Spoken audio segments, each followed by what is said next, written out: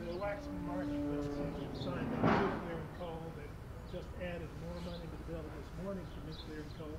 What allies do you have to offset that sort of support? The folks back home. If we can slow this process down long enough for the people back home to really figure out what it's going to do to a gallon of diesel price-wise, a gallon of gasoline, or in better terms, what it's going to cost to fill up to go to work on a Monday morning. When they figure out what it's going to do to their electric bills, when they figure out the real impact, we will have allies out in the American countryside.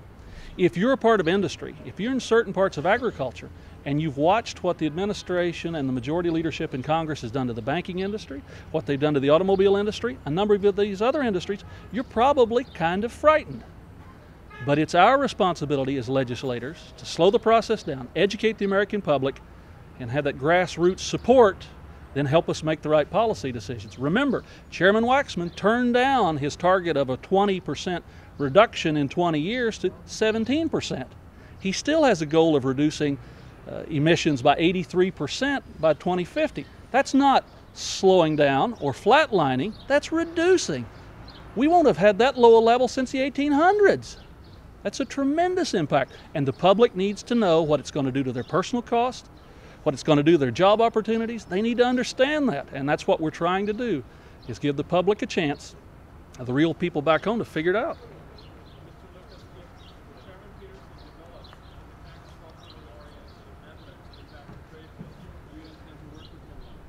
I will look at anything that benefits rural America and production agriculture. But I would say this is a bill which initially was going to go through subcommittee markup, did not, now is in full committee markup. It'll have to go across the floor. The Senate will have to take action. We'll have to go through conference.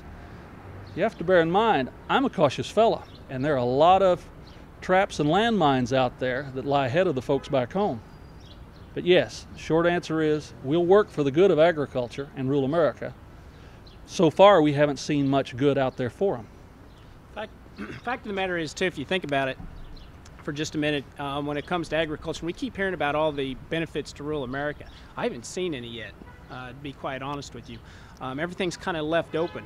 But agriculture is a very, very energy-intensive business. You have all your fertilizer costs, which it takes a lot of energy to produce fertilizer, and then you have to transport it to those farms where you're going to use it. It's going to take a lot of energy to do that.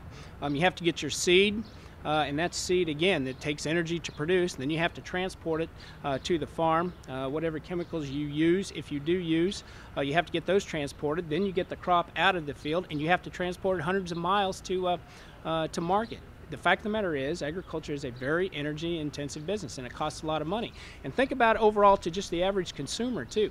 Everything in this country moves. Everything moves. It's by train, or by truck, or by ship, or by barge, or by pipeline, but everything in this country moves from one point to another to get to the consumer. And it's going to increase the cost of all of those products significantly, because they are going to have to be moved. It would be a perfect world if everything were right close at hand, but it's not that way. And food is one of the biggest items that has to move across this country, back and forth, all over. If I may just say this, I represent a rather unique district in Ohio. I represent the largest agricultural district in Ohio, the 5th Congressional District, but I also represent the largest manufacturing district in Ohio.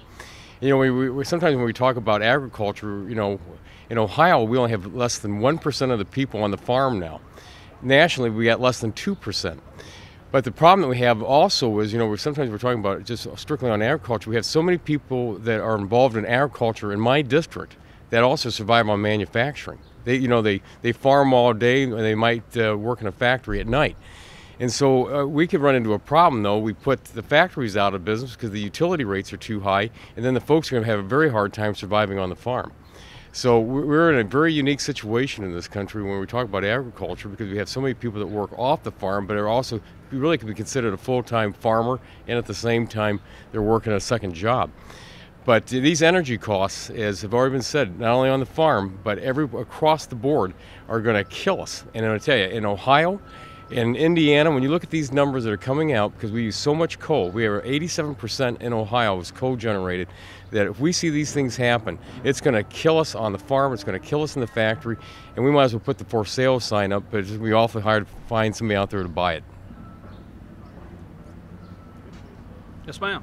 You mentioned about only mentioned the agricultural systems. Are there things that you think we could do to actually pay for agriculture? And is this going to be a big issue to try to rally support?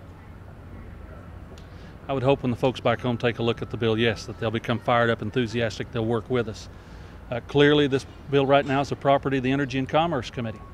The next committee with the greatest slice of jurisdiction, no doubt, will be the Ways and Means Committee. While it's been assigned to a variety of other committees, I've not seen any real indications yet that the Ag Committee, which understands rural American agriculture, will be a big player in the process. But we'll see.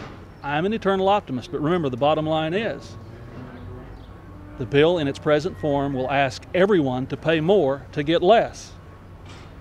And if capping incomes in rural America, if exporting jobs is the goal, then they've got a heck of a blueprint right now.